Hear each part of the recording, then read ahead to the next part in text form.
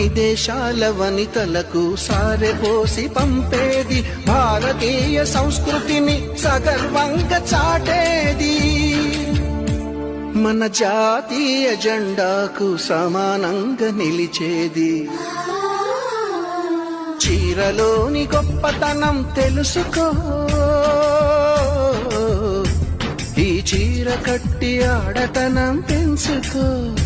సింగారమనే దారంతో చేసింది చీర, ఆనందమనే రంగులనే అద్దింది చీర, మమకారమనే మగ్గంపై వేసింది చీర. చీరలోని గొప్పతనం తెలుసుకో, ఈ చీర కట్టి ఆడతనం పెంచుకో.